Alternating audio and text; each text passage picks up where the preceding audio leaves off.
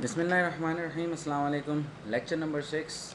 और ये जो लेक्चर है जी, ये होगा रीज़न्स देखेंगे हम इस लेक्चर के अंदर के एनालॉग और आईपी के दरमियान डिफरेंसेस क्या है, आखिर क्या वजूहत है जो एनालॉग को हम लोग अब छोड़ के हम लोग आईपी की तरफ जा रहे हैं। ठीक है, चूँकि हमारे पिछले तमाम लेक्चर्स के अंदर हम लोगों ने एनालॉग का काफ़ी ज़िक्र किया, हम लोगों ने देखा कि एनालॉग में रेजोल्यूशन क्या होती है, फिर कैमरा का जो सेंसर होता है वो भी एनालॉग बेस्ड होता है।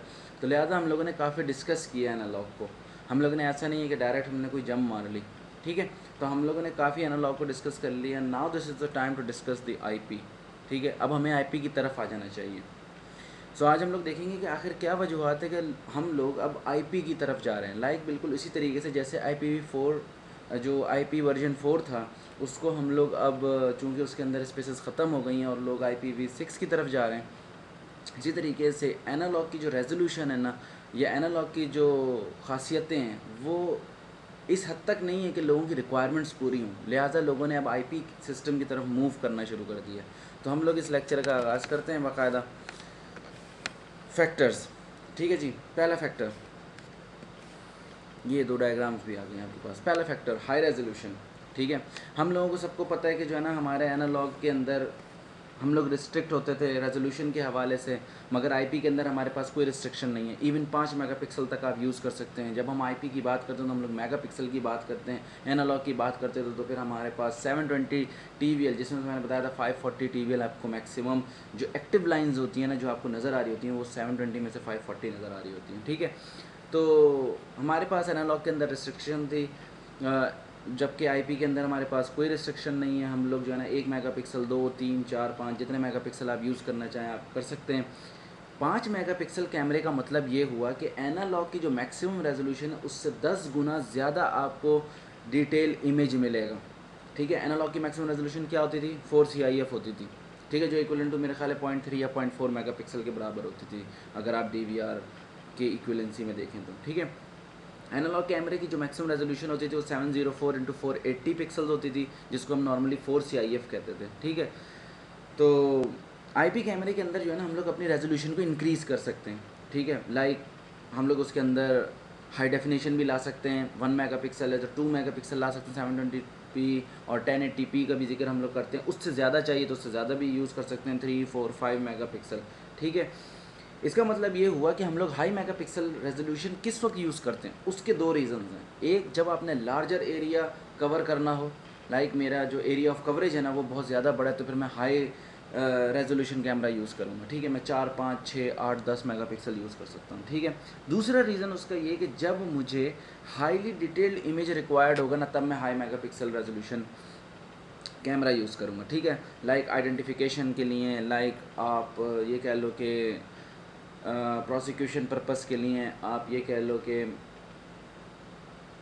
एक और एक टर्म होती थी बड़ी अच्छी, फॉरेंसिक डिटेल्स के लिए। ठीक है, फॉरेंसिक हम लोग डिटेक्शन को कहते हैं। ठीक है, इन तमाम डिटेल्स के लिए जब आपको कस्टमर ये कहे कि भाई मुझे उस बंदे को आइडेंटिफाई करना है जो कैशियर काउंटर पर खड़ा हुआ है, चूँकि वो मेरा जानने वाला नहीं है, तो क्या पता वो कुछ ऐसा काम कर दे जिससे मुझे फिर उसकी शक्ल देखनी पड़े, तो आप लोग आइडेंटिफिकेशन पर्पज़ के लिए फिर हम लोग हाई मेगापिक्सल कैमरा यूज़ करते हैं। ठीक है जी, उसके साथ साथ एक और इसके अंदर एक बहुत अच्छी चीज़ है जी, एक्सपेक्ट रेशो। यहाँ पे मैंने high resolution and expect ratio लिखना था, मगर चलें, एक्सपेक्ट रेशो क्या होता है? एक्सपेक्ट रेशो आपकी विड्थ और आपकी स्क्रीन की विड्थ और हाइट के दरमियान के रेशो को हम लोग एक्सपेक्ट रेशो कहते हैं। एनालॉग के अंदर ना हम लोग सिर्फ एक एक्सपेक्ट रेशो को यूज़ कर सकते हैं, that is called 4:3। 4:3 expect ratio क्या होता है? यानी आपका जो मॉनिटर है, ठीक है, एनालॉग मॉनिटर है जो आप घर में यूज़ कर रहे होते हो, ठीक है, वो हो गया। आपकी टेलीविज़न हो गई, वो 4:3 है, ऑलमोस्ट स्क्वायर इन शेप, सिर्फ थोड़ी सी स्ट्रेच होती है। ठीक है, तो ये चीज़ आपकी एक्सपेक्ट रेशो कहलाती है। जबकि आईपी की बात करते हैं तो फिर आईपी के अंदर हम लोग 4:3 भी यूज़ कर सकते हैं, 16:9 भी यूज़ कर सकते हैं। हमारे पास varieties of the aspect ratios हैं। ठीक है, अब इसका फ़ायदा क्या है? एस्पेक्ट रेशो का आखिर क्या हुआ अगर हमारे पास 2-3 एस्पेक्ट रेशो आ गए तो? देखें, 4:3 का मतलब ये हुआ, 4:3 का मतलब ये होता है कि जो है ना, आपको वो इस तरीके से आपको रेजोल्यूशन नज़र आएगी। इसका मतलब ये हुआ कि, और जबकि अगर मैं 16:9 की मैं बात करूं तो 16:9 मेरे पास इस तरीके से आएगी। ठीक है, तो ये जो चीज़ है ना, अब देखें 4:3 के अंदर अगर मिसाल के तौर पे मेरे पास एक कॉरिडोर है और मैं उसको मैं उसकी कवरेज कर रहा हूँ, तो फिर क्या होगा कि 4:3 के अंदर मेरे पास ये अनवांटेड डिटेल्स भी आ रही होंगी, लाइक ये वाली और ये वाली। अनवांटेड डिटेल्स से क्या मतलब है, मुझे उसकी छत भी नज़र आ रही होगी, मुझे ज़मीन भी नज़र आ रही होगी, जो कि मुझे ज़रूरत नहीं है। मुझे तो सेंट्रल पार्ट देखना है जिसमें लोग नज़र आए मुझे बस, ठीक है। अब 16:9 की बात करते हैं, तो ये देखें ये क्या करता है, अनवांटेड डिटेल्स को काट देता है और हमें सेंट्रल पार्ट दिखा रहा होता है, ठीक है। तो आईपी के अंदर हम लोग बात करते हैं जी 16:9 की भी, 4:3 की भी। अगर मिसाल के तौर पर मेरे पास एक छोटा सा स्टोर रूम है जो स्क्वायर इन शेप है, मैं 4:3 यूज़ करूँगा, ठीक है। अगर मेरे पास एक कॉरिडोर है तो मैं 16:9 यूज़ करूँगा, ठीक है। तो इस तरीके से आप अपने एस्पेक्ट रेशो के अंदर भी वेरिएशन ला सकते हैं, ठीक है। आगे चलते हैं। तो ईजी इंस्टॉलेशन, ईजी इंस्टॉलेशन से क्या मुराद है, आईपी कैमरा जो है ना आपके एग्जिस्टिंग डाटा नेटवर्क में आसानी के साथ कनेक्ट हो जाता है, ठीक है। ये देखें जी 3 डायग्राम्स हैं, अभी मैं बताऊंगा इसे क्यों लगाएंगे मैंने, ठीक है। आपके जो एग्जिस्टिंग डाटा नेटवर्क के साथ ना आपका आईपी कैमरा बहुत आसानी से कनेक्ट हो जाता है। एक तो सबसे बड़ी इसकी खासियत ये है इंस्टॉलेशन के हवाले से, क्यों इजी इंस्टॉलेशन है, क्योंकि हमें एक केबल रिक्वायर्ड होती है एक कैमरे के लिए, उसी के अंदर उसकी पावर भी होती है, वीडियो भी होती है, डाटा भी होता है। यही वजह है कि हम लेस एफर्ट के साथ हम लोग इंस्टॉल कर लेते हैं, ठीक है। अगर हम लोग अपने अगर मिसाल के तौर पर मैं कहीं पे आईपी कैमरा लगाने के लिए जा रहा हूँ और मुझे ये बात पता हो कि हाँ जी वहाँ पे एग्जिस्टिंग नेटवर्क मौजूद है, तो फिर मुझे कोई ह्यूज केबलिंग जो है ना एक्सपेंस की ज़रूरत नहीं पड़ेगी। मुझे यानी मैं इन्वेस्ट नहीं करूँगा ह्यूज केबलिंग इंफ्रास्ट्रक्चर के ऊपर कोई भी पैसा, ठीक है। अच्छा, उसके साथ साथ एक और बहुत बड़ा एडवांटेज उसका ये है कि अगर मैं पीओई के कॉन्सेप्ट को यूज़ करूँ ना, पीओई का कॉन्सेप्ट क्या होता है, लाइक पावर ओवर इथरनेट, ठीक है। पावर ओवर इथरनेट क्या होता है, ये एक ऐसी टेक्नोलॉजी है जो हमारी लैन इनेबल्ड डिवाइसेस को, मसलन जैसे कोई कैमराज हो गए, आईपी टेलीफोन्स वगैरह हो गए, उसको पावर्ड करती है हमारे आईपी नेटवर्क इंफ्रास्ट्रक्चर के ऊपर, ठीक है। किसके ज़रिए, स्टैंडर्ड इथरनेट केबलिंग के ज़रिए। ये रही आपकी जी स्टैंडर्ड इथरनेट केबलिंग, सॉरी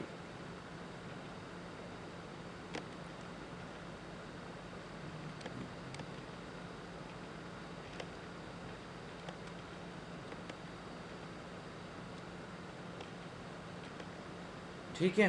तो आप देख लो थोड़ी सी 9 आ गई, ये है इथरनेट केबल, ठीक है जी। तो ये इथरनेट केबल है, RJ45 के कनेक्टर इसमें यूज़ होते हैं। RJ45 के कनेक्टर के अंदर वही 8 केबलें होती हैं, 4 पेयर्स होते हैं, वही सारा, ठीक है जी। तो ये एक सबसे बड़ा एडवांटेज है कि हम लोग अगर पीओई को यूज़ कर लेना तो फिर हम लोगों को किसी भी पावर आउटलेट की भी ज़रूरत नहीं पड़ती, ठीक है। हमारे उसी इथरनेट केबल के अंदर से पावर भी जा रही होती है, ठीक है। इसीलिए कहा यह जाता है कि अगर मिसाल के तौर पे, अच्छा इसके लिए एक और बात मैं बता दूं, कुछ लोग ये कहते हैं बस मिसाल के तौर पे मैं अपने तमाम कैमराज को उठा के अगर मैं स्विच में टर्मिनेट कर रहा हूं तो लोग ये कहते हैं कि स्विच का पीओई का होना ज़रूरी है। नहीं जी, दोनों डिवाइसेस का, कैमरे को भी पीओई बेस्ड होना चाहिए, स्विच को भी पीओई बेस्ड होना चाहिए, ठीक है। तो अगर हम लोग जब अपने कैमरे को निकालते हैं और हम लोग पीओई के थ्रू अगर हम लोग स्विच को ला के टर्मिनेट कर देते हैं और स्विच एक रिडंडेंट पावर सप्लाई के साथ भी अगर हमारा कनेक्टेड है, तो इसका मतलब हमारे कैमराज भी रिडंडेंटली कनेक्टेड है। लाइक अगर पावर फेल हो जाती है, स्विच डायरेक्टली उस पर चला जाता है, यूपीएस पर चला जाता है, तो फिर आपके पावर भी इनेबल्ड रहेंगे, मतलब आपकी पावर मिलती रहेगी आपके कैमराज को, ठीक है। तो ये एक बहुत बड़ा एडवांटेज है कि हम लोग के पास हम लोग पीओई यूज़ कर सकते हैं, हम लोग को सिर्फ एक केबल यूज़ करनी पड़ती है। जबकि जब हम लोग एनालॉग की बात करते हैं ना, तो एनालॉग के अंदर जो है ना हम लोगों को हर चीज़ सेपरेटली यूज़ करनी पड़ती है, ठीक है। वो क्या है वो हम आगे डिस्कस करेंगे, ठीक है। आप ये देख सकते हो कि ये एनालॉग है, ठीक है। इसके अंदर ये 485 है, 485 प्लस है, ये आपके अक्सर पीटीसी कंट्रोलिंग के लिए यूज़ होती है। ये वीडियो आउट है, ठीक है। कोएक्सियल केबल, ये भी देख लें, ये कोएक्सियल केबल और पावर केबल दोनों साथ हैं, ये देख रहे हैं। ये आपकी अडॉप्टर के साथ लगती है, ये वाली अडॉप्टर के साथ लगती है, और ये कोएक्सियल केबल है आपकी, ठीक है। ये कोएक्सियल केबल होगी और ये वाली पावर की होगी, सेम यही वाली है। इस चीज़ को हम लोग एक केबल आती है सायमीज़ केबल। इसकी खासियत ये होती है सायमीज़ केबल की कि इसके अंदर पावर और वीडियो केबल दोनों साथ होती है, ठीक है। हम लोग को अलग अलग सेपरेट बिछाने की ज़रूरत नहीं पड़ती। ये एक ही शील्ड के अंदर इस तरीके से देखें, ये एक पूरी शील्ड है और ये देखें आउटपुट इसके दो, मतलब लाइक एक पावर की है और एक वीडियो की, ठीक है। जब हम लोग इंस्टॉलेशन कर रहे होते हैं ना, तो हमें नंबर ऑफ़ टूल्स भी हमारे पास अवेलेबल होते हैं जो हमें असिस्ट कर रहे होते हैं ड्यूरिंग इंस्टॉलेशन, ठीक है। लाइक वो क्या होते हैं, रिमोट जूम होता है, पिक्सल काउंटर होता है, रिमोट फोकस होता है, ठीक है। इस तरह की कई चीज़ें हमारे पास और भी कई ऑप्शन होते हैं, ठीक है। रिमोट जूम से क्या मुराद है, ये आपका व्यूइंग एंगल और रेजोल्यूशन को जो है ना ऑप्टिमाइज़ कर रहा होता है, ठीक है। आपने कितना जूम रखना है, ऐसा तो नहीं ज़्यादा जूम कर दिया कि ब्लर हो गई तस्वीर, ठीक है। तो फाइनल एडजस्टमेंट जब आप कर रहे होते हो ना, अपनी जूमिंग को जूम इन जूम आउट कर रहे हो, तो फाइनल एडजस्टमेंट तब हम लोग रिमोट जूम के ऑप्शन को यूज़ करते हैं। रिमोट फोकस क्या होता है, ये बस सिंपली आप ये समझ लें कि हमें हर दफ़ा मैनुअल फोकस नहीं करना पड़ता, आप बैठे बैठे जो है ना रिमोटली फोकस कर सकते हो, ठीक है। पिक्सल काउंटर क्या होता है, पिक्सल काउंटर एक बहुत ही आला चीज़ है। देखिए 16 सेंटीमीटर का जो है ना एक नॉर्मली फेस होता है, मतलब हम लोग जो फेस की डायमेंशन लेते हैं ना वो 16 सेंटीमीटर लेते हैं, ठीक है।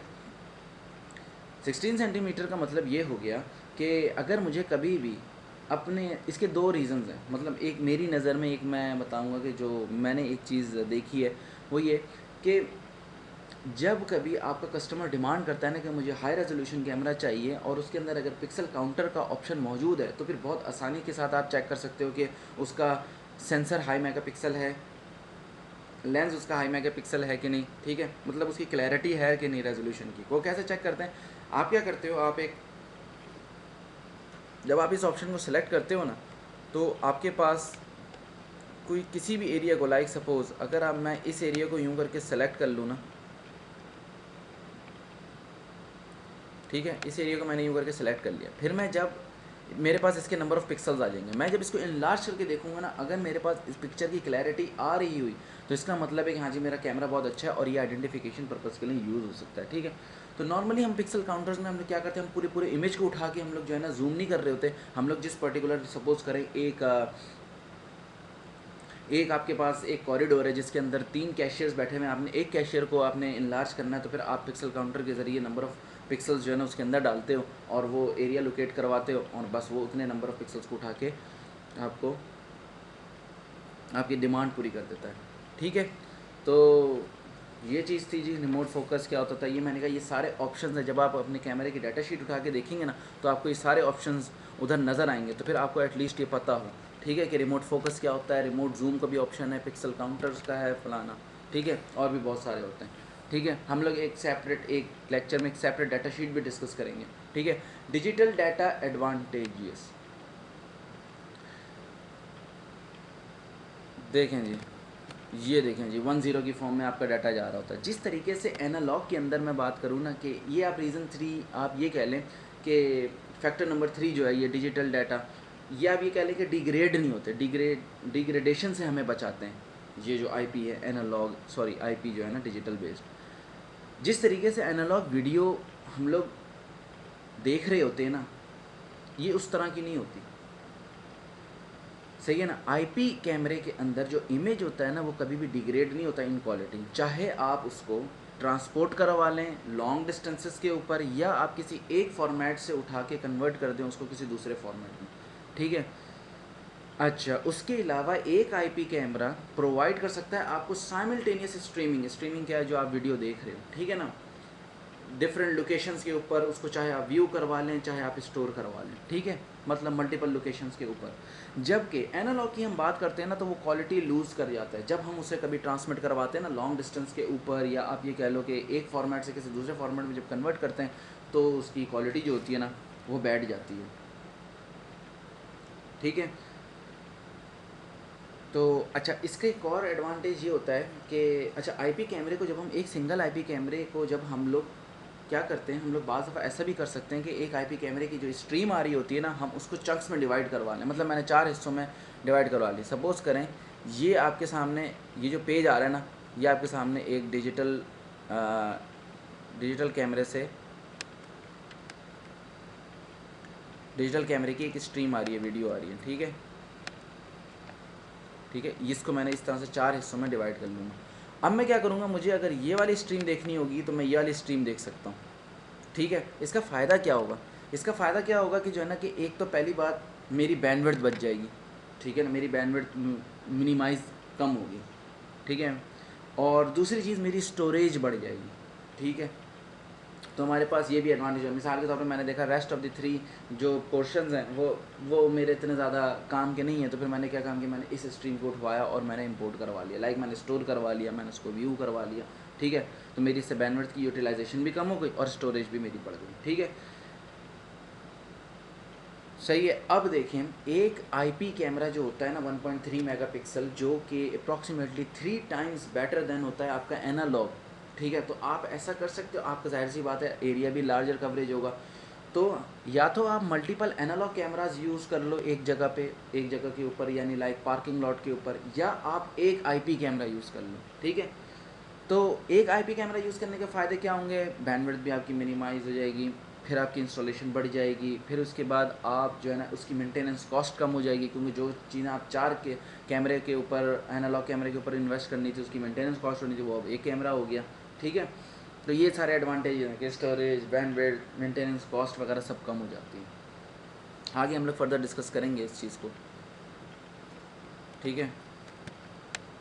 Intelligent DSP, built in intelligence, सही है ना। आप ये कह लो कि सिर्फ वीडियो स्ट्रीमिंग नहीं करता बल्कि अदर टास्क भी ये परफॉर्म करता है, क्यों, क्योंकि इसके अंदर बिल्ट इन इंटेलिजेंस होती है, एक आईएसपी यूज़ हो रही होती है, ठीक है। आईपी कैमरा जो है ना वो सिर्फ वीडियो स्ट्रीम को प्रोड्यूस नहीं करता बल्कि उसके अलावा भी कई और काम करता है, ठीक है। बिल्ट इन इंटेलिजेंस क्या होती है, लाइक ये हमारे कैमरे को परफॉर्म करवाती है कुछ नंबर ऑफ़ टूल्स के ज़रिए, कुछ एक्शंस को, ठीक है। वो ऐसा क्यों करवाते हैं कि हम लोग कैमरे के अंदर भी कुछ हम लोग बिल्ट इन फीचर्स रख देते हैं। उसका एक बहुत बड़ा रीज़न ये होता है कि हमारा जो ऑपरेटर होता है ना, जो साइट ऑपरेटर जो बेचारा बैठा हुआ हर वक्त मॉनिटरिंग कर रहा होता है, उसके ऊपर से कुछ प्रेशर रिड्यूस हो जाए, ठीक है। मिसाल के तौर पे क्या हो सकता है, मोशन डिटेक्शन, कैमरे के अंदर मोशन डिटेक्शन का ऑप्शन मौजूद होगा, ठीक है, कि जब कभी मोशन हो तब जो है ना कोई अलार्म ट्रिगर कर दे या फिर रिकॉर्डिंग स्टार्ट कर दे, ठीक है। तो हर दफ़ा ऑपरेटर को ये देखने की ज़रूरत नहीं पड़ेगी कि यार मोशन हुआ है और यहाँ पे रिकॉर्डिंग स्टार्ट हुई कि नहीं, ठीक है। जब भी कोई मूवमेंट होगी तो ऑटोमेटिकली जो है ना कैमरा रिकॉर्डिंग स्टार्ट कर देगा, ठीक है। तो उसके अलावा एक एप्लीकेशन होती है क्रॉस लाइन डिटेक्शन की होती है, ठीक है। क्रॉस लाइन डिटेक्शन में क्या होता है, इस ये वाली आप अक्सर व बेशतर आप जो है ना एक्सेस के कैमराज में देखेंगे। तो एक्सेस के अलावा भी कई कैमराज में आते हैं, मगर यूजुअली मैंने जो डाटा शीट्स देखी हैं वो एक्सेस के कैमरा में ये मौजूद होती हैं, ठीक है। क्रॉस लाइन डिटेक्शन में क्या होता है, अगर मिसाल के तौर पे आपका जो कैमरा है ना वो अगर इतने बड़े एरिया को देख रहा है सपोज़, ठीक है, तो मैंने क्या काम किया, मैंने इतना सा एरिया ले लिया यूँ करके। अब ये जो एरिया है ना ये वाला, ठीक है, ये वाला जिसमें मैं कलर किया, मैंने क्या काम किया, क्रॉस लाइन डिटेक्शन का ऑप्शन ऑन किया। तो अब ये देख तो पूरे एरिया को रहा है, मगर जैसे ही कोई बंदा इस लाइन को यूँ क्रॉस करेगा ना तो फिर रिकॉर्डिंग स्टार्ट हो जाएगी या अलार्म ट्रिगर हो जाएगा या कुछ भी हो जाएगा, ठीक है। यानी मेरा कैमरा रिकॉर्डिंग स्टार्ट कर देगा कि हाँ भाई ये जो लाइन थी ना, वर्चुअल लाइन इसे कहते हैं, कि वर्चुअल लाइन मैंने खींच दी कि कैमरा देख तो इतने बड़े एरिया को रहा है, मगर जैसे ही ये कोई इस लाइन को क्रॉस करेगा ना तो मेरी रिकॉर्डिंग स्टार्ट हो जाएगी, बाकी मुझे ज़रूरत ही नहीं। मिसाल के तौर पे अगर आपने मेन एंट्रेंस के ऊपर कैमरा लगाया हुआ है, वो रोड तक जा रहा है, तो रोड पे जो गाड़ियाँ जा रही हैं मुझे उसकी रिकॉर्डिंग करके अपनी स्टोरेज भरने का फ़ायदा क्या है। जैसे ही मैं देखूँगा मेरी प्रेमिसेस, मेरे गेट को किसी ने क्रॉस किया, रिकॉर्डिंग स्टार्ट हो गई। तो ये इसका बहुत बड़ा एडवांटेज होता है। कैमरा टेम्परिंग अलार्म ये उसी ऑपरेटर, साइट ऑपरेटर में कवर हो गया कि उसने मोशन डिटेक्शन लगाया हुआ था, या किसी ने जाते जाते जो है ना, अक्सर बॉक्स कैमराज जो लगे हुए होते हैं ना, तो उसको क्या करते हैं लोग, जाते जाते जो है ना हाथ मार दिया या कोई उसकी पोजीशन चेंज कर दी, तो फिर उसमें क्या होता है कि उसमें टेम्परिंग अलार्म होता है, ये टेम्पर करने की कोशिश करे कोई भी तो अलार्म जनरेट हो जाए, या कोई भी ऐसी चीज़ जो उसको ट्रिगर करवा दें, लाइक ऑपरेटर चौकस हो जाए। ये देख लें जी, मेरे पास आईएसपी की ये इस तरह की होती है आईएसपी चिप, और अगर किसी ने बहुत ज़्यादा इसकी डेप्थ में जानी हो कि ये जो इसके साइड पे जो फ्रिंजेस निकले हुए हैं ये क्या चीज़ें, तो ये इसकी पिन्स कहलाती हैं, और आप देख सकते हैं कि ये पिन में क्या क्या होता है, ठीक है। ये माइक्रो कंट्रोलर का सब्जेक्ट आ जाता है कि जब हम माइक्रो कंट्रोलर को डिस्कस करते थे तो उसके अंदर हम 40 पिन्स की बात करते थे, मगर ये हमारे इसके अंदर डाटा पिन्स भी होती हैं, इसके अंदर ग्राउंड की भी होती है, इसके अंदर वीसीसी भी होती है, और भी बहुत सारी होती हैं, ठीक है। तो पिन कॉन्फ़िगरेशन है, आगे चलते हैं। इतनी ज़्यादा डिटेल में उसकी जाने की ज़रूरत नहीं, क्योंकि ये कंपनी रेकमेंड नहीं करती कि जो है ना कि आप इसकी आईएसपी को चेक करने लग जाएँ। उसके सिर्फ फीचर्स देखे जाते हैं कि उसमें कौन कौन से फीचर्स डालें, ठीक है जी। सिंगल केबल यूटिलाइजेशन यानी इंटीग्रेशन टू वन, ठीक है। इसके अंदर क्या है,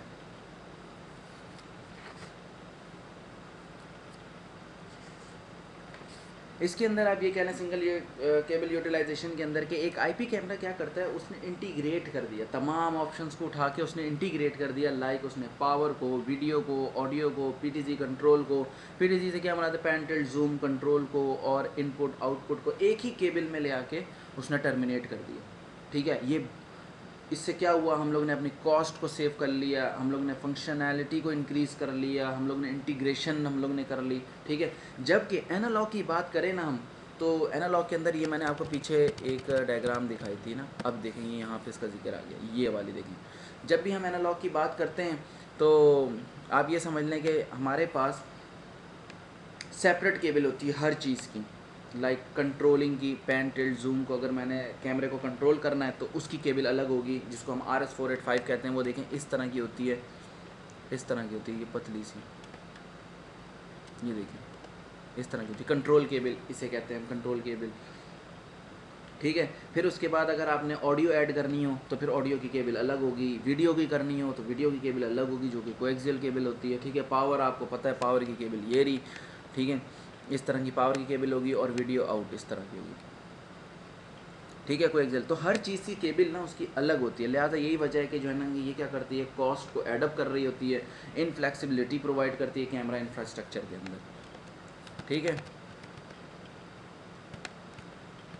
तो आईपी कैमरा मैंने आपको बता दिया एक ही ईथरनेट केबल के ऊपर वो तमाम चीज़ें प्रोवाइड कर देती है। उसके अलावा लेस केबलिंग होती है, तो इसका मतलब लेस मेंटेनेंस है, जब लेस मेंटेनेंस है तो लेस एक्सपेंसिव है। ठीक है, उसके अलावा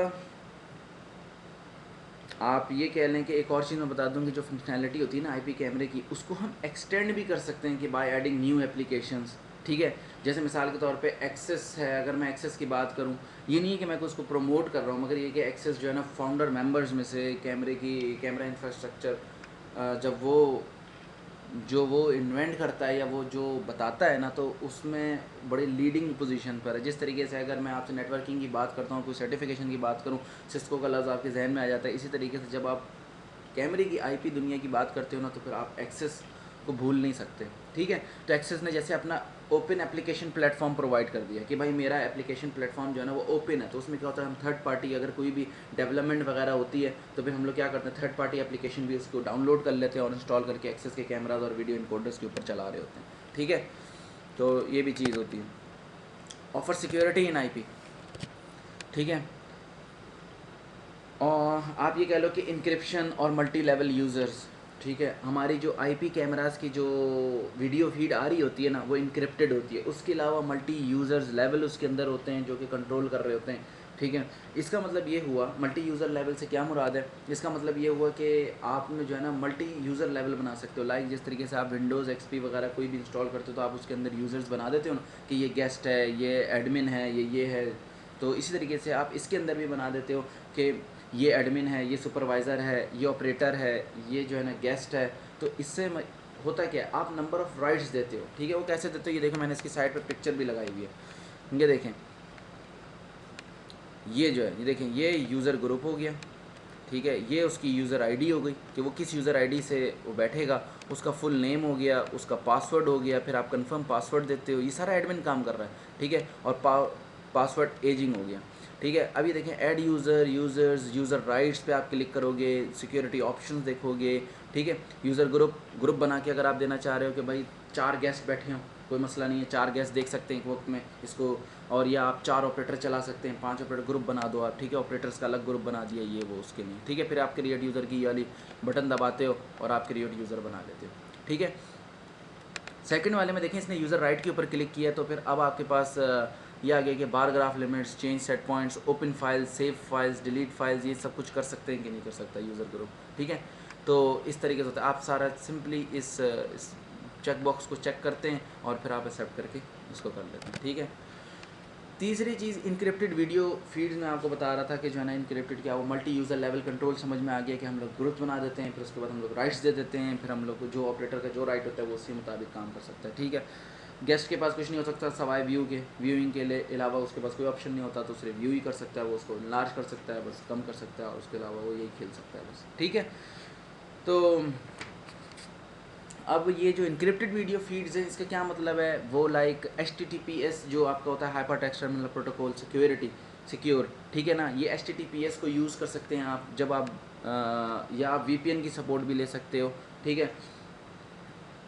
उसके अलावा आप ये HTTPS क्या होता है, इसका सिंपल सी मैं एक चीज़ बता दूं, ये VPN और जो आपका HTTPS है ना, इसके दरमियान डिफरेंस सिंपली बस ये वन लाइन बता दूं ताकि आप लोगों को जिनको नहीं पता उनको एक आइडिया हो जाए, ठीक है। HTTPS के अंदर क्या होता है कि हमारा जो है ना सिर्फ जो डाटा होता है ना वो सिक्योर होके जा रहा होता है, सही ना। ये बिल्कुल इसी तरह से HTTP के ही बिल्कुल आइडेंटिकली होता है, मगर उसका एक ही डिफरेंस ये होता है इन दोनों में, HTTP और HTTPS के दरम्यान एक ही डिफरेंस ये होता है कि जब हमारा डाटा ट्रांसफ़र होता है ना तो वो इनक्रिप्ट हो जाता है। और वो कैसे इनक्रिप्ट होता है ये आपने देखे होंगे अक्सर, जब आप ब्राउज़र के अंदर आप जाते हैं तो फिर आप देखते हैं SSL और TLS वगैरह सर्टिफिकेट्स देखते हैं आप, ये उसके थ्रू होते हैं। लाइक सिक्योर सॉकेट लेयर कहलाती है, ट्रांसपोर्ट लेयर सिक्योरिटी कहलाती है, ठीक है। तो ये जो है ना क्या करती है, हमारे डाटा को उठा के सिर्फ इनक्रिप्ट कर देती है, ठीक है। अक्सर ये बहुत सारे कैमरास के अंदर ये बिल्ट इन फीचर्स में आ रहा होता है। मगर एक इसका डिसएडवांटेज भी ये कि जब आप HTTPS को यूज़ करते हो ना तो फिर ये आपकी कम्युनिकेशन को भी स्लो डाउन कर देती है, लाइक कम्युनिकेशन लिंक को स्लो डाउन कर देती है। उसके अलावा फ्रेम रेट जो होते हैं ना वीडियो के वो भी हिट होते हैं, ठीक है।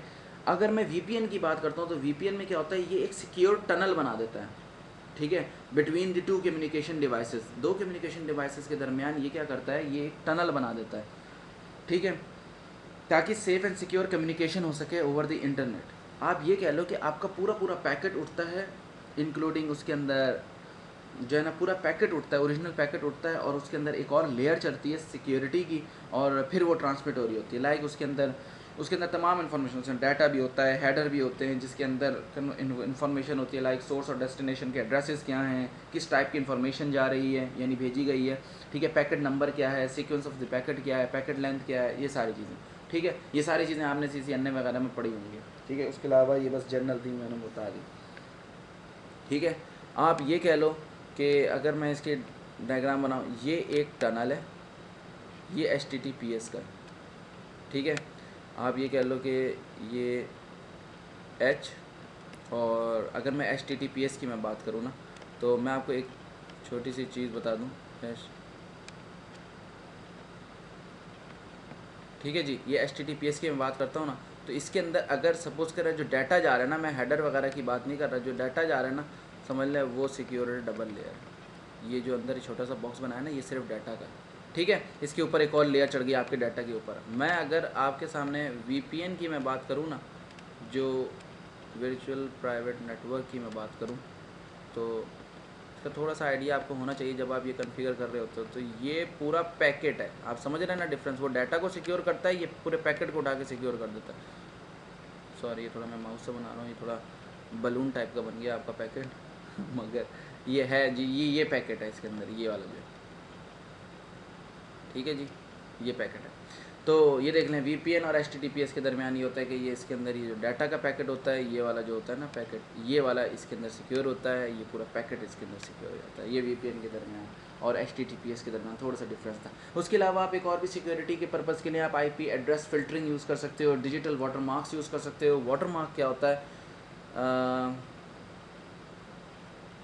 ये जो है ना ये वाटर मार्क, ये देख लें, ये उर्दू IT अकेडमी के वाटर मार्क है। कल को कोई बंदा इस वीडियो को खोलता है, एक्सप्लॉइट करने की कोशिश करता है तो फिर ये वाटर मार्क होगा, उसके अंदर ये ओरिजिनलिटी को शो करती है, ठीक है। आप IP एड्रेस फिल्टरिंग किस तरह से कर सकते हो ये देख लो, इसकी भी मैंने डायग्राम लगाई हुई, आप आसानी समझते हो। 192.168.1.1 का एक ये है और एक ये 1.2 है, ठीक है। तो ये देख रहे हैं कि इन दोनों से जो है ना ये जा सकता है। आप ये कह लें कि जो है ना ये देखें, ये हमारे पास एक डिवाइस है, ठीक है। इसके अंदर हमारे पास किस की है, ये देखें 1.0 और 1.1। तो 1.0 और 1.1 तो जा सकती है, मगर ये जो हमारी 1.2 है वो नहीं जा सकती। तो ये मैंने IP एड्रेस फिल्टरिंग की हुई है कि ये IP एड्रेसेस को सिर्फ अलाउ होगा देखने के लिए, ठीक है। अगर रिमोटली कोई भी बैठता है और किसी के हाथ भी मेरी IP लग जाती है तो कोई मसले की बात नहीं है, ठीक है, फिल्टरिंग लगी हुई है, ठीक है। तो ये देखें जी, crystal clear motion. Crystal clear motion क्या होता है? क्रिस्टल क्लियर मोशन के अंदर हम लोग ने जो बात की है वो है जी,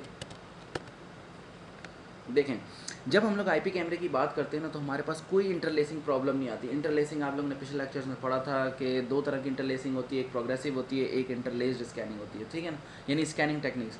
प्रोग्रेसिव होती है, इंटरलेस्ड होती है। प्रोग्रेसिव के अंदर हम लोग आईपी कैमरे के अंदर हम लोग प्रोग्रेसिव और इंटरलेस्ड दोनों यूज़ करते हैं, जबकि एनालॉग के अंदर हम लोग सिर्फ इंटरलेस्ड यूज़ करते थे, ठीक है। हमारे पास प्रोग्रेसिव के अंदर एक अच्छा एक सुपीरियर इमेज आता है, ठीक है। उसकी रीज़न ये होती है कि ये पूरे इमेज को एक साथ बनाता है, ये कोई ऑड इवन का चक्कर नहीं करता। जबकि इंटरलेस के अंदर क्या होता था कि ये ऑड और इवन का चक्कर में पड़ जाता था। उसके अलावा ऑड और इवन का मसला ये होता था, अगर कोई मोशन पिक्चर है ना तो ऑड और इवन जब वो बनाता था ना, पहले ऑड फिर इवन, तो उसको सही तरीके से सिंक नहीं कर पाता था, जिसकी वजह से क्या होता था, स्मेयर इफेक्ट आता था, ठीक है। ये देखें जी, ये देख रहे हैं ब्लर, ये देख रहे हैं ये वाला हिस्सा, अगर आप गौर करके देखें ना, ये देख रहे हैं ये पूरी जो इसकी फिंगर है, ये देख रहे हैं इतना हिस्से को सिर्फ अगर आप देखें तो ये क्या चीज़ शो कर रहा है, ये देख रहे हैं ये ऑड और इवन जो है ना सिंक नहीं हो पाए।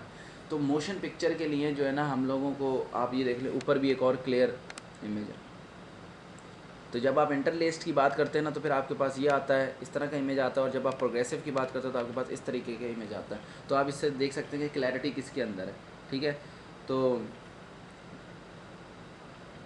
जब आप ये कह लो कि ये प्रॉब्लम है एक बहुत बड़ी कि अगर कोई भी मोशन अगर हम लोग ने डिटेक्ट करनी होती है तो फिर हम इंटरलेस यूज़ नहीं कर सकते, हम लोग को प्रोग्रेसिव करनी पड़ती है, और आईपी जो है ना प्रोग्रेसिव को सपोर्ट करता है, तो हमारे पास बहुत अच्छी क्रिस्टल क्लियर पिक्चर आ रही होती है, ठीक है। एनालॉग के अंदर इंटरलेस्ड होती है तो इतनी क्लियर पिक्चर नहीं आती। ये देख लें जी, ये जो डायग्राम है ना, ये इस दफ़ा बहुत इंपॉर्टेंट डायग्राम है। इसका रीज़न ये है कि ये देख लें, जब हम लोग के पास ड्राइंग्स आती हैं, लाइक मैं अभी जिधर जॉब कर रहा हूँ ना, हम लोग को ये ड्राइंग्स एवेल्यूएट करनी होती है। तो ड्राइंग्स के अंदर वो इस तरह से कैमरा लगाते हैं ना कि हम लोगों ने देखें गेट की कवरेज दी है, इस तरीके से हमारे पास ये एक शॉप ड्राइंग्स कहलाती हैं। ये शॉप ड्राइंग्स कहते हैं कि बिल्डिंग हमारी बेसिकली है किस तरह की, ऑटो कैड के ऊपर हमें इस तरह की ड्राइंग्स मिलती हैं, ठीक है। हम लोग फिर सोचते हैं कि हाँ जी ये देखें, जैसे टेलर है, ये टेलर कैशियर काउंटर्स हैं, ठीक है। तो हम लोग ने देखा 2 कैमरे फ्रंट पे लगा दिए ताकि हम लोग फेस रीड कर सकें हम लोग उसका। ये देखें, ये ऑफिस है, ऑफिस के अंदर कैमरा नहीं चाहिए, ये भी ऑफिस है, नहीं चाहिए, ये लॉबी है। अब देखें जैसे इसने ये फील्ड ऑफ व्यू दिखाया ना, हम लोग इस तरीके से सजेस्ट नहीं करते। हम लोग कहेंगे देखें ये 2 गेट हैं, ठीक है ना, मुझे इन दोनों को कवर करना है। एक तरीका तो मेरे पास ये है कि मैं यहाँ पे एक कैमरा लगा दूँ इस तरीके से, और मैं उसका फील्ड ऑफ व्यू ऐसे शो कर दूँ, सही है ना, तो दोनों की कवरेज आ जाएगी। या मैं अगर देखूँगा कि अगर कॉरिडोर का साइज़ बड़ा है तो फिर मैं ये एक कैमरा लगाऊंगा जिसका मैं ये 90 डिग्री दिखाऊंगा, ठीक है ना, ये करके इस तरीके से। अब देखें 90 डिग्री में क्या होगा कि जो है ना ये पूरा एरिया ये देख रहा होगा, ठीक है, ये पूरा एरिया देख रहा होगा। और एक मैं यहाँ पे कैमरा लगवा दूंगा सेम इसी के अपोजिट, इसी तरह का, जो ये यहाँ पे भी 90 डिग्री का देख रहा होगा। तो मेरे पास इस वाले कैमरे से ये वाली एंट्रेंस कवर हो गई ऑफिस की, सही है ना। जब बॉस का रूम है, कोई और ना जो है ना चला जाए और वो समझे कि मैं बॉस हूँ, ठीक है। और इस वाले कैमरे से ये वाली एंट्रेंस कवर हो गई। तो इस तरीके से हम लोग लॉबी में भी इस तरह से कैमरा प्रपोज करते हैं, ऑफिस में इस तरह की डायग्राम होती है जो हम लोग कर रहे होते हैं, ठीक है। Scalability, easy to scale. Scalability क्या होती है? मिसाल के तौर पे मैंने देखा कि एक मैंने सिस्टम इंस्टॉल किया हुआ है, कल को मुझे पता चलता है कि मैंने 30-40 कैमराज और डालने हैं, और मुझे ये पता चलता है नहीं जी ये तो इस काबिल ही नहीं है, और मुझे पूरा ही सिस्टम ये निकाल के मुझे कोई दूसरा सिस्टम लगाना पड़ेगा, तो ये बहुत ज़्यादा वर्स्ट डिज़ाइन है, ठीक है। तो हम लोगों ने क्या करना होता है, स्केलेबिलिटी प्रोवाइड करनी होती है, ठीक है। और आईपी के अंदर स्केलेबिलिटी बहुत आसान है। लाइक अगर आपका कोई एग्जिस्टिंग नेटवर्क है और आपके पास एक स्विच है जिसमें अंदर आपने कैमरास टर्मिनेट किए हैं लाके, तो आप बहुत आसानी से आप क्या करते हो, सिंपली एक ईथरनेट केबल लेते हो और सिंपली एक कैमरा जहाँ पे लगाना होता है आप लगाते हो, वहाँ से ईथरनेट केबल लाके सीधा स्विच में डाल देते हो और आप वो नेटवर्क पे आ जाते हो, आप उसको आईपी शाईपी असाइन कर दो, ठीक है। आसानी के साथ एक्सटेंड कर सकते हैं। इसकी एक बहुत अच्छी डायग्राम थी मेरे पास, मुझे मिली, ये देखिए स्केलेबिलिटी ये होती है, एक से एक आप बढ़ाते चले जाओ, कोई मसले की बात नहीं, ठीक है। जब कभी भी हमें ज़रूरत पड़े कि हमें अपने कैमरास की सर्वेलेंस को बढ़ाना है तो हम आसानी के साथ उसको बढ़ा सकें। ऐसा नहीं हो कि जो है ना हमें बहुत सारी मुश्किलात आ रही है, एक कैमरा बढ़ाने के लिए हम लोगों ने कोई लाखों करोड़ों रुपए लगाने पड़ गए हम लोगों को, ठीक है।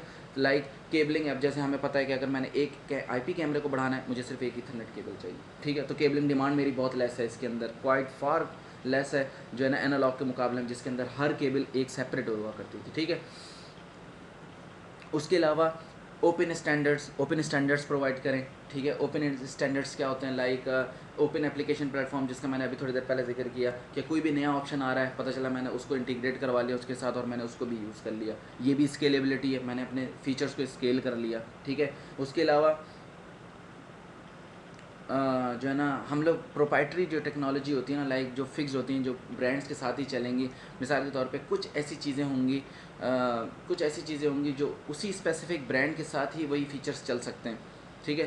तो हम लोग उसकी तरह लॉक्ड इन ना हो, ठीक है। ओपन स्टैंडर्ड्स होने चाहिए, कोई भी चीज़ आए, थर्ड पार्टी कोई भी चीज़ निकालती है या कोई भी डेवलपमेंट आती है, हम लोग सिंपली उसको डाउनलोड करके इंस्टॉल करें और फिर हम लोग जो है ना उसको चलाने के काबिल हैं, ठीक है। जबकि अगर हम लोग एक कैमरा या एक फंक्शन किसी एनालॉग में बढ़ाना चाहें ना, तो हमें बहुत ज़्यादा मुश्किल होंगी। क्यों? क्योंकि हमें उसकी केबलिंग उसकी नहीं करनी पड़ेगी, फिर हमें मैचिंग करना पड़ेगा, वो मैच करना पड़ेगा वो इक्विपमेंट जो उसकी प्रोप्राइटरी सिस्टम के साथ चले, ठीक है। तो हमारे पास बड़ी लिमिटेड सिलेक्शन हो जाती है उसके अंदर। उसके अलावा एक ओपन स्टैंडर्ड है जी, ONVIF, ठीक है। ONVIF ये क्या है, एक ओपन इंडस्ट्री फोरम है। ये क्या करती है, ये ग्लोबल लोकेशंस के ऊपर यानी ग्लोबल स्टैंडर्ड्स को जो है ना ये इंटरफेस करवाती है IP based physical security system के साथ। जो भी सिक्योरिटी सिस्टम होंगी और आईपी बेस्ड होंगी, ठीक है ना, ये ONVIF एक ऐसी स्टैंडर्ड कमेटी है जो कि ग्लोबल लोकेशन के ऊपर, मतलब ग्लोबली ये क्या करती है, स्टैंडर्ड्स प्रोवाइड करती है ताकि इंटरफेस हो सकें। मिसाल के तौर पर मैं एक्सेस कैमरा उठा के मैं पेल्को के साथ चलाना चाहूँ, मैं चला सकता हूँ अगर मेरा ONVIF सपोर्ट करता है कैमरा, ठीक है। कि डिफरेंट मैन्युफैक्चरर्स उठते हैं, डिफरेंट मैन्युफैक्चरर्स के साथ जो है ना आके इंटर ऑपरेट भी हो सकें, को access on the same networks भी आ सकें, ठीक है। तो आईपी कैमरा कंपोनेंट्स जो है ना इजीली इंटीग्रेशन है, कोई मसले की बात नहीं है उसके अंदर। आप अपने वीडियो को आसानी के साथ राउट करवा सकते हैं कहीं और किसी और प्लेस के ऊपर, ठीक है, जहाँ पे आप देखना चाह रहे हो, और फिर आप प्लगइन्स वगैरह भी यूज़ कर सकते हो फंक्शनैलिटी की एक्सटेंशन के लिए, ठीक है। रीज़न नंबर 9 जो है टोटल कॉस्ट ऑफ ऑनरशिप। ये देखें जी, मैंने आपको डॉलर से भरा हुआ डब्बा भी दिखा देता हूँ। ये है जी total cost of ownership. Total cost of ownership क्या होती है कि मिसाल के तौर पे मैंने अपना एक आईपी नेटवर्क इंफ्रास्ट्रक्चर लगा रहा हूँ केबलिंग का, तो ऐसा नहीं है कि मैंने लाखों करोड़ों इन्वेस्ट कर दिए और जी फिर मैं सिस्टम को लगा रहा हूँ, नहीं। कम से कम डिस्ट्रप्शन के साथ और कम से कम कॉस्ट के साथ अगर मैं एक अच्छा सिस्टम डिप्लॉय करूँ ना, तो this is called the total cost of ownership के लाइक उसको मैं अपग्रेडेशन उसकी मैं कर सकूँ, इजी टू मेंटेन होना चाहिए। ऐसा नहीं है कि मैंने एक कोई कैमरा ऐसा ला के लगा दिया जिसको समझने के लिए या जिसकी फ़ीचर्स को एक इनेबल करने के लिए मुझे कोई 3 बंदे रखने पड़ रहे हैं, या फिर आप ये कह लो कि उसका यूज़र इंटरफेस जो है ना यूज़र फ्रेंडली नहीं है, ठीक है। तो मुझे ऐसी चीज़ नहीं लगानी। मैं ये नहीं लगाना चाहता कि जो है ना कि मैं एक आम बंदा जो है ना वो स्किलफुल बंदा ही इसको चला सके, एक आम बंदा ना चला सके, ठीक है। तो मुझे ऐसी चीज़ लगानी होती है। टोटल कॉस्ट ऑफ ऑनरशिप को मैंने कम रखना होता है, ठीक है। मैंने समझ लें मोर ऑप्शंस प्रोवाइड करना होता है, यूज़र फ्रेंडली होना चाहिए, उसकी मेंटेनेंस आसान होनी चाहिए, ठीक है, उसके अंदर कॉम्प्लेक्सिटीज़ नहीं होनी चाहिए, ठीक है। 2010 के अंदर ना एक सर्वे हुआ था analog versus IP based system का, ठीक है। तो 14, 25, 40 कैमरास को कंपेयर किया गया था, यानी 14, 25 एंड 40 कैमरास को जब हम लोग ने कंपेयर किया तो सर्वे ने उस शो किया, मतलब उस सर्वे के जो रिजल्ट्स थे वो ये थे कि जो आईपी बेस्ड बिड्स होती थी ना वो कंसिस्टेंटली लोअर थी।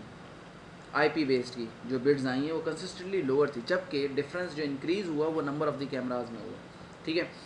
40 नंबर ऑफ़ द कैमराज अगर हम करें ना कि अगर हम 40 कैमरा की बात करें 40 नंबर ऑफ़ कैमराज की जो कि आईपी बेस्ड सिस्टम को ऑफ़र करें, तो उसकी 16% लेस कॉस्ट हम लोग ने निकाली एनालॉग के मुकाबले में। क्यों? क्योंकि केबलिंग लेस हो गई, उसकी मेंटेनेंस लेस हो गई, ओपन स्टैंडर्ड्स थे हमारे पास। इन तमाम चीज़ों ने क्या काम किया, वो आईपी बेस्ड सिस्टम को उसने 16% कॉस्ट लेस कर दी। उसके अलावा ऑफ द शेल्फ डिवाइसेस जो है ना हम लोग यूज़ कर सकते हैं, आसानी के साथ उसको इंटीग्रेट कर सकते हैं। ऑफ द शेल्फ क्या होती है, लाइक वो आप अप्रोप्रिएट वेंडर की चीज़ें ना यूज़ करें, आप कोई तीसरी ऑन वेफ, जैसे मैंने आपको बताया ONVIF ऑन वेफ जो है ना, आप मुख्तलिफ मैन्युफैक्चर की चीज़ें ला के आप इसको यूज़ कर लें। मार्केट से कोई भी डिवाइस उठाएं आप ला के उसके साथ इंटीग्रेट करना, that is called off the shelf devices, ठीक है। रीज़न नंबर 10 जी, न्यू पॉसिबिलिटीज़।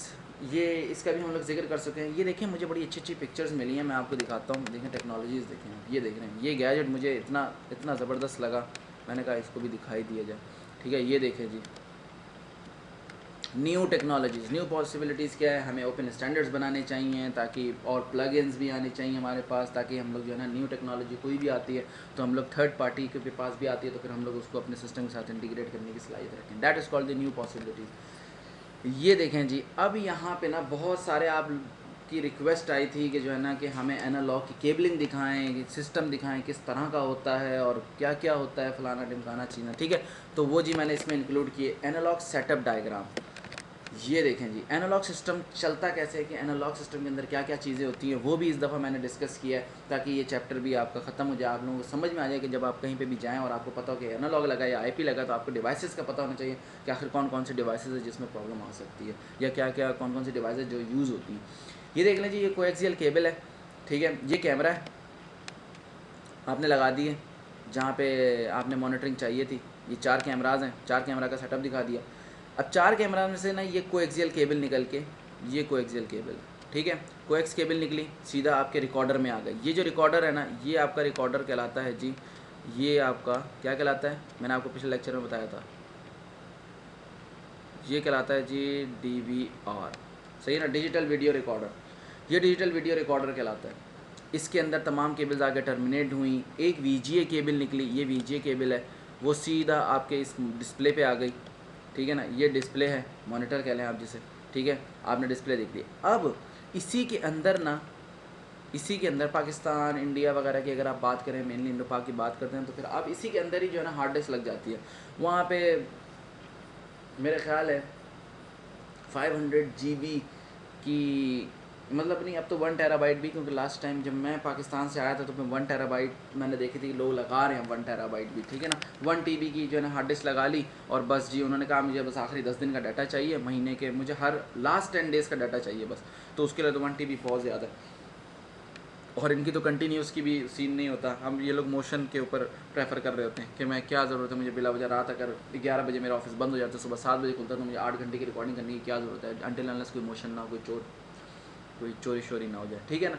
तो ये देखें जी, ये कैमराज हैं सारे कोएक्सियल केबल से आए, रिकॉर्डर पे टर्मिनेट हुए, रिकॉर्डर से आपने व्यू भी देखना था, VGA केबल ली और आपने यूज़ कर ली। यहाँ पे अगर मेरे पास कोई LCD वगैरह होती तो मैं HDMI केबल के थ्रू टर्मिनेट करता, ठीक है। तो इसीलिए यहाँ पे ऑप्शंस भी होते हैं, ठीक है। अब देखें, मैंने एक SATA केबल ली, जो कि अगर मैं अंदर ही हार्ड डिस्क लगा रहा होता तो वही SATA केबल जो है ना मैं उठाता और हार्ड डिस्क के साथ लगा के अंदर ही प्लेस कर देता। DVR के अंदर ना 2 हार्ड डिस्क की जगह होती है, एक तो होती है, ठीक है, जो लगी लगाई आती है, दूसरी आप एक स्पेयर में भी लगा सकते हो, तो आप इसको लगा के अंदर बॉक्स बंद करते हो, तो आपको SATA केबल की ज़रूरत नहीं है। मगर अगर मैं कहता हूँ नहीं जी मुझे 5 हार्ड ड्राइव यूज़ करनी है, तो फिर मैंने क्या काम किया, मैंने एक हार्ड ड्राइव बॉक्स लिया, मैंने SATA केबल को एक्सटेंड किया, मैंने निकाला और मैंने इसके साथ लगा दिया, जितनी भी नंबर ऑफ़ हार्ड डिस्क हैं मैंने उसके साथ लगा लिया, ठीक है। ये जी आपका टोटल एनालॉग सेटअप है। इसके अंदर लोग कहें जी पावर केबल कहाँ चली गई, डाटा केबल कहाँ चली गई, तो जी देख लें, ये पावर है, एक पावर की केबल भी होगी, ठीक है। सिर्फ इसमें पावर मैंने नहीं दिखाया क्योंकि कोई आउटलेट भी तो नहीं है ना यहाँ पे ठीक है। तो ये यहाँ पे एक पावर है, आप ये समझ लें कि ये आउटलेट हो गया, यहाँ से तमाम केबलें आती हैं, ये भी आई, इसके साथ लगी, ये भी आई, मैंने इसको कॉमन किया, ठीक है, और मैंने उठा के इसको पावर प्रोवाइड कर दी, ठीक है।